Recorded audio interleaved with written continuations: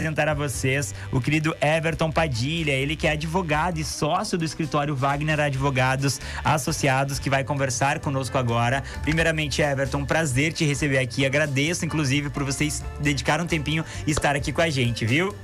Olá, Albino, tudo bem contigo? O prazer é todo meu, né? Podemos estar aqui hoje nessa tarde, agradecendo também ao Grupo CDN e a ti, pra gente estar aqui no Saiba Mais hoje falando um pouco sobre essa atuação na esfera do direito, né? Ah, show de bola! E como a gente sempre gosta de fazer, eu adoro conhecer os convidados que vêm por aqui, então eu te pergunto como foi o início da tua carreira no direito e o que te motivou a seguir nessa profissão? Certo. Na verdade, meu pai era advogado, acho que talvez esse foi a maior motivação, né, em relação a essa questão. Sou oriundo da Universidade da Unifra, né, Universidade Franciscana, hoje UFN, me formei em 2005. Mas lá no escritório Wagner Advogados, eu ingressei como estagiário em 2004, né? E logo em seguida que me formei, já fui efetivado como advogado contratado e acabei indo trabalhar em um escritório fora de Santa Maria. Fui trabalhar no Mato Grosso, em Cuiabá, né, no escritório de lá. Por lá fiquei um pouco mais de 3 anos. Retornei, né, a Santa Maria, também na estrutura do escritório, e aí continuei atuando como advogado do escritório. Acabei virando sócio na sequência e assim por diante. Então já tem aí uma certa carreira na advocacia aí, de escritório Wagner, cerca de 20 anos, né? Olha só que bacana, é muito tempo, né? Muita expertise, que bacana. E eu quero te perguntar também, aproveitando que a gente falou sobre o escritório, eu quero que tu conte pra galera qual a filosofia hoje do escritório e como ele reflete na forma como vocês atuam no mercado jurídico. Na verdade, o escritório Wagner Advogados, ele surgiu, talvez a gente tenha que falar um pouquinho rememorar um pouco, né, as origens do escritório para poder entender essa filosofia de atuação, né, do escritório, porque ele surgiu lá nos idos dos anos 80, 1984, com o Dr. José Luiz Wagner, que já naquela época tinha uma certa, digamos assim, uma certa tendência em atuar para trabalhadores, né? Então talvez aí seja a origem desta atuação. Exatamente. Então tinha o trabalho já na esfera trabalhista, também na esfera do serviço público, também atuando para servidores, né? Também na esfera civil, mas enfim. Então essa origem acabou levando aí uma certa especialização do escritório no decorrer dos anos, né? E que acabou direcionando justamente para essa atuação junto às entidades sindicais, junto aos servidores públicos, e aí não só em Santa Maria, como em outros entes aí da federação. Ah, show de bola. E aproveitando que você comentou sobre o direito administrativo, eu gostaria de te perguntar quais são as áreas mais sensíveis ou até mesmo complexas do direito administrativo com as quais vocês lidam hoje regularmente dentro do escritório. Pois bem, o direito administrativo não é propriamente uma área comum de atuação no direito, né? A gente vê muito, é mais comum o trabalhista, o civil, o criminal, né? O direito administrativo é uma área que ainda é bastante restrita no âmbito do direito, né? E nós ainda atuamos numa área muito específica que é para servidores públicos. E servidores públicos e suas entidades representativas. Então, além da atuação no direito administrativo, a gente tem uma atuação muito significativa na área do direito coletivo, né? Representando direitos coletivos dos servidores, né? Então, são muitas áreas do direito administrativo passíveis de discussão, né? A gente sempre fala que a administração pública possui uma justiça própria, no caso da administração pública federal, que é a Justiça Federal, o que demonstra a necessidade de demandar, né, em relação à defesa dos direitos dos trabalhadores na esfera pública, né? Nós temos aí muitas áreas, né? O escritório, inclusive, tem como característica a produção de conteúdo, né? A produção de material. Nós, por exemplo, produzimos um informativo que é o Leis e Notícias, que ele é diário, né? E ali a gente publica material de interesse dos nossos clientes e da população em geral, né? Esse material ele é divulgado na nossa página, nas nossas redes sociais também. Muitas das entidades às quais assessoramos também recebem esse material. É um material gratuito? Um material gratuito, disponibilizado para download ali na página do escritório para quem tiver interesse. E também pode receber ali no seu WhatsApp, se assim tiver interesse de receber essas informações. Esse informativo ele trata desde decisões do Supremo Tribunal Federal, STJ, tribunais de todo o país, né? Alterações legais, legislação. Logicamente que é um material muito direcionado à nossa área de atuação e aos nossos clientes, né? Mas que vai de encontro com esse papel de vocês de informar e estar próximo do cliente de vocês, né? Perfeitamente, que né? Bacana. E, além disso, a gente também tem um material que eu acho ainda mais interessante, que são cartilhas informativas, né? Sobre diversos conteúdos. Tu perguntaste sobre matérias sensíveis, né? No direito administrativo. Eu poderia citar para ti N matérias, né? Mas, por exemplo, uma das questões que é muito sensível no direito administrativo e no direito público em geral é o assédio moral, né? Claro. Nós temos um material sobre isso que trata disso no âmbito do serviço público. O assédio moral, por exemplo, é uma matéria que não possui no âmbito do serviço público federal uma legislação, uma regulamentação própria, né? Ela está calcada no quê? Ela está calcada basicamente na doutrina, na jurisprudência, né? Mas por não ter uma legislação específica, não quer dizer, por exemplo, que o agente assediador não possa ser, sim, penalizado, né, pelas suas ações. E aí tem lá no regime jurídico único, que carece de uma legislação específica, mas há legislações ali, normas, dispositivos correlatos que podem ser aplicadas à conduta do agente assediador. Por que eu estou citando isso? Porque tem sido cada vez mais comum consultas em relação a essa matéria, né, em relação ao assédio moral. Em 2022 foi publicado uma pesquisa sobre queixas, denúncias no âmbito do serviço público e 82% dessas queixas estão às voltas do assédio moral. Olha só. E 18%, salvo engano, de assédio sexual. Matérias aí que estão, digamos assim, que envolvem, né, essa complexidade toda e que demandam, sim, uma atuação de um escritório especializado nessa área. Outra questão, tu falaste também em matérias sensíveis, eu só gostaria de citar a questão previdenciária. Né? A questão previdenciária é outra situação que é muito sensível ao direito administrativo. E aí nós temos N situações, desvio de função, equívocos na contagem de progressões e promoções funcionais dos servidores, remoções, redistribuições, enfim. Então nós temos aí uma série de demandas que estão às voltas do direito administrativo com esta especialidade. Olha só que interessante. Aproveitando que tu comentou também sobre os servidores públicos, eu gostaria de te perguntar quais são os principais desafios hoje enfrentados por esses servidores públicos que buscam por defesa jurídica, isso seja de forma individual ou até mesmo coletiva. Exatamente. São várias as demandas, vários os desafios que temos hoje, né?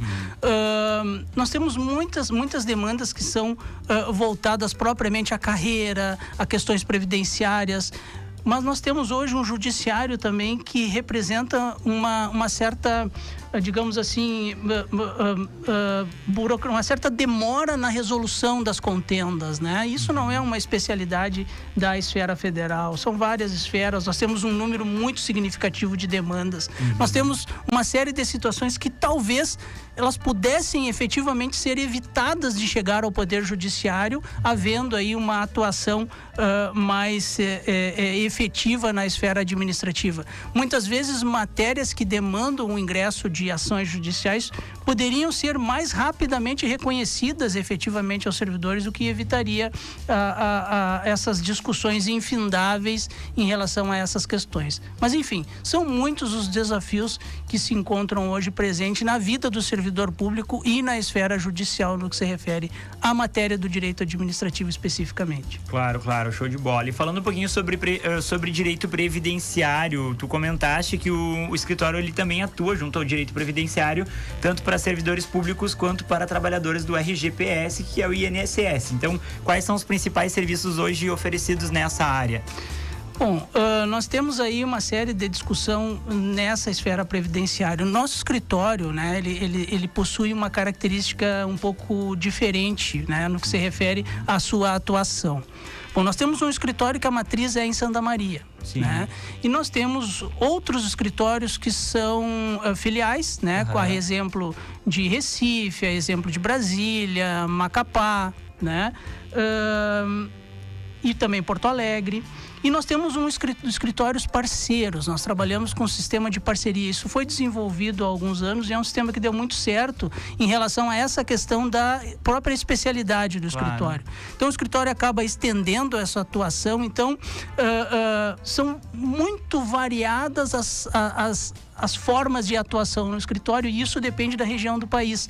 Tu vê, hoje nós estamos em 12 estados da federação e 14 cidades, salvo engano, né? Se eu não estiver cometendo nenhum equívoco aí. E o que ocorre com isso? Existe uma situação muito variada de demandas, né? Então, assim, nós temos regiões em que você discute muito aposentadoria rural, outras regiões você discute aposentadoria urbana, outras regiões é muito discutida a questão de auxílio-doença, né? Então, nós temos essa característica dentro do escritório, né? Então é muito diversificado. O que eu quero te dizer com isso é que não há, basicamente, matérias na esfera do direito previdenciário que a gente não atue propriamente por essa diversidade de escritórios, né? Claro. Que bacana. Tu comentaste que hoje vocês conseguem atender ao Brasil inteiro. Vocês estão em 14 cidades, isso, né? 14 cidades. A princípio, 14 cidades. Isso. E caso alguém precise e não, o escritório não esteja em uma dessas cidades, vocês conseguem atender de forma online? Como que acontece essa atuação hoje? Sim, né? Isso foi uma das características da pandemia. Que trouxe né? isso, né? A pandemia nos trouxe isso, talvez, se é que se pode se falar em coisa boa, a pandemia trouxe isso para todos nós, né? Nós já tínhamos lá um projeto de ampliar essa atuação online, ampliar a questão de lives e fazer esse trabalho à distância, até mesmo via WhatsApp.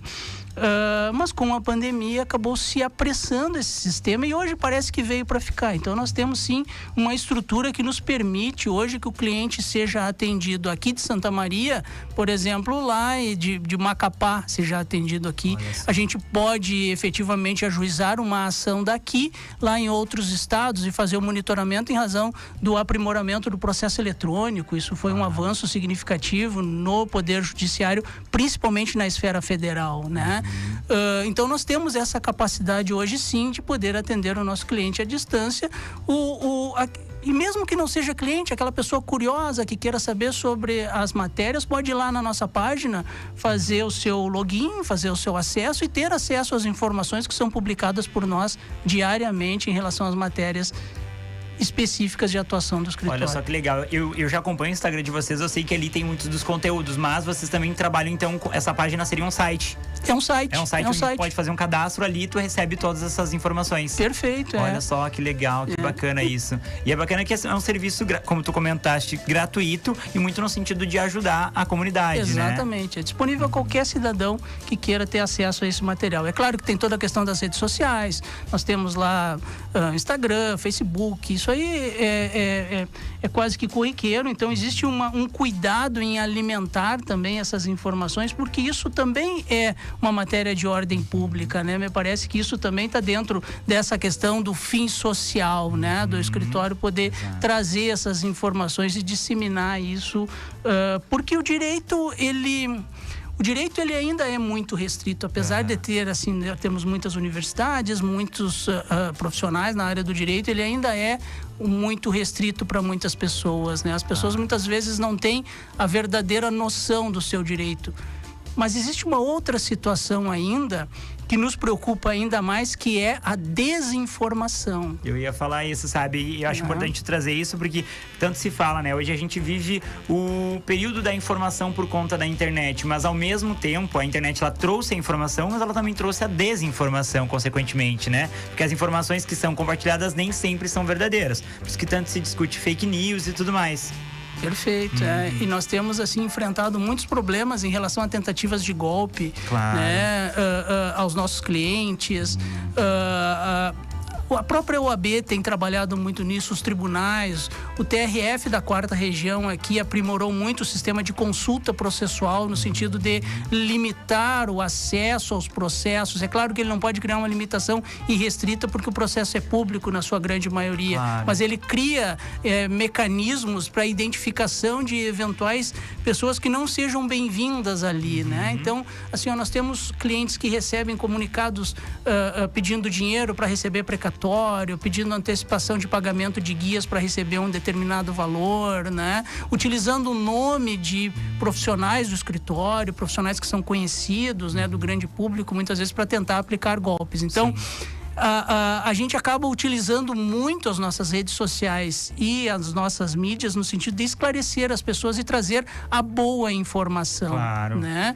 Para evitar que sejam aí submetidos e vítimas, né, desses malfeitores da internet. E sabe que até a gente já falou sobre isso em outros programas aqui, como tem sido frequente esses golpes digitais, e não só isso, antes tu pegava nos detalhes, antes tu percebia que aquilo era um golpe. Hoje em dia o golpe ele tá muito aperfeiçoado, né? Então hoje em dia, se tu...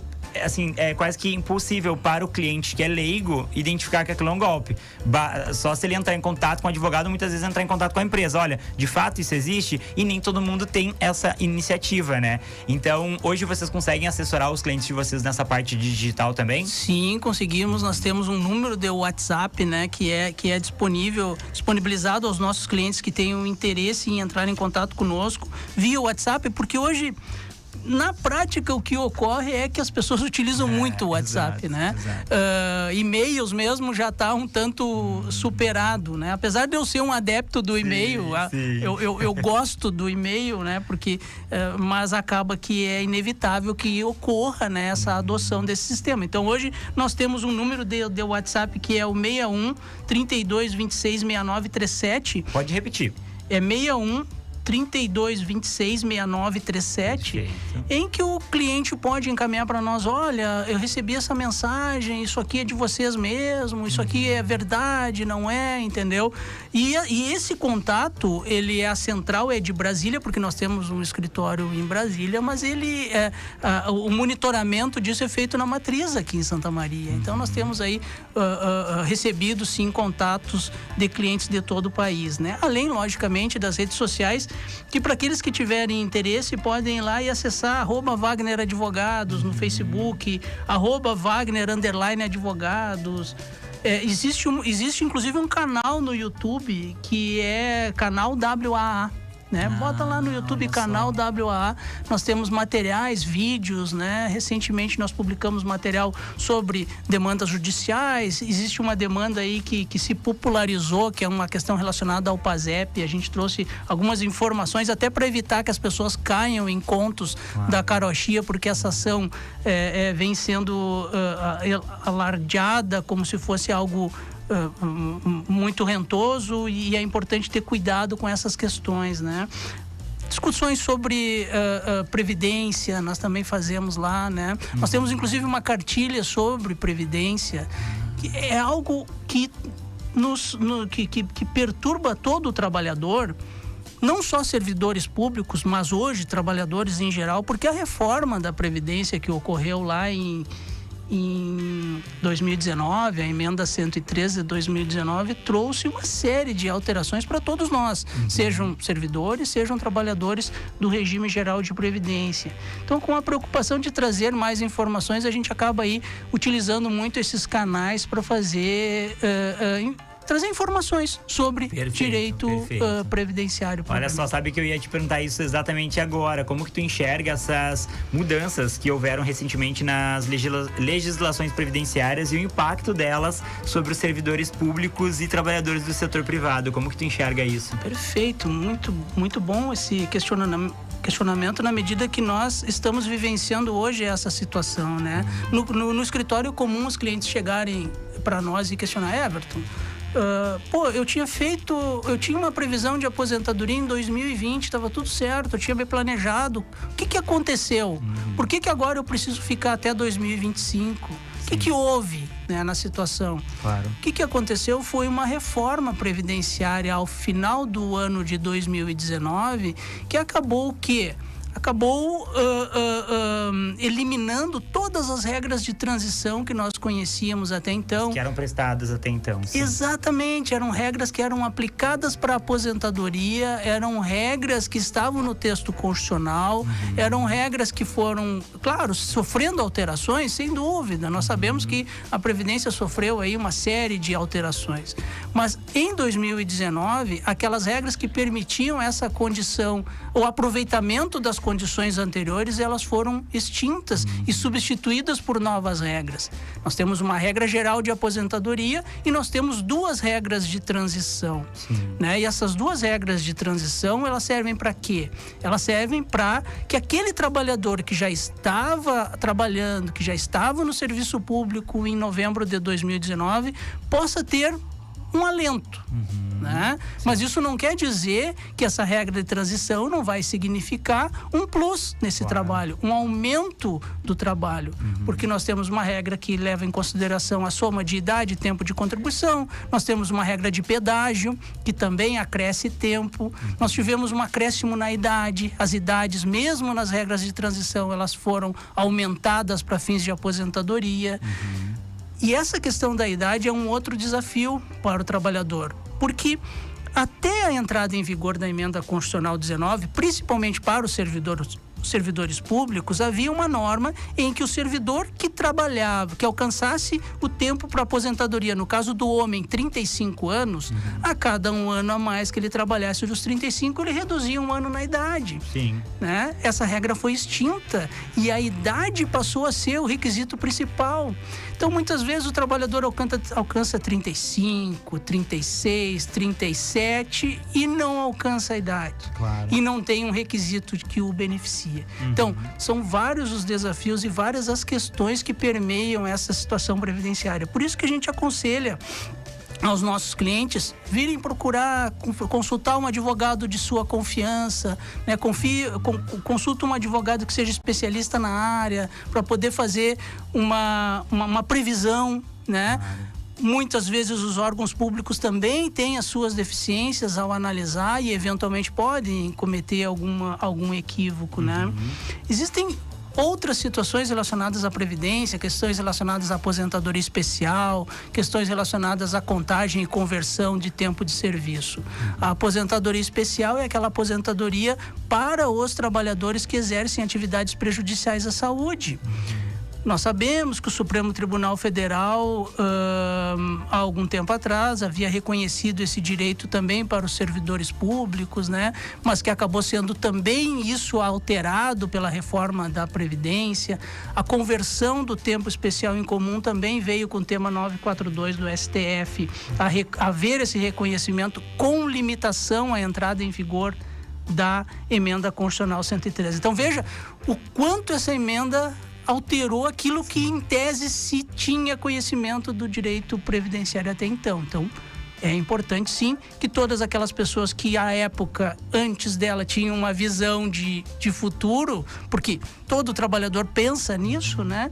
Que faça uma revisão para ver se a sua situação não sofreu algum tipo de alteração. Olha só, pessoal, que conversa maravilhosa. Já nos encaminhamos aí para o fim do bloco, mas antes de qualquer coisa eu quero muito te agradecer, Everton, pela sua participação, por toda a tua contribuição. Foi muito rico você estar aqui conversando com a gente. Deixo as portas do Diário Santa Maria, da CDN, abertas para que você volte sempre quando quiser, para trazer bastante informação pra gente. Muito obrigado e parabéns pela atuação de vocês, um trabalho extremamente sério, sólido, um trabalho que vem para ajudar a comunidade de uma forma tão bacana. Então, muito, muito obrigado por vocês estarem aqui com a gente, viu? Muito obrigado, Albino. O prazer é todo nosso, né? E é todo meu de estar aqui hoje, né? Conversando com um amigo, podermos trazer esses temas. Eu sei que são temas complexos. A gente poderia ficar aqui dias, horas conversando sobre isso e talvez a gente não chegasse ainda esgotá-lo. É infindável, né? Mas a ideia é que a gente possa trazer uma amostra desse tipo de trabalho, desse tipo de atuação, né? Então agradeço o espaço, agradeço podermos estar aqui hoje, né? Neste programa que é tão difundido e tão bem visto por toda a nossa sociedade, toda a nossa região aqui.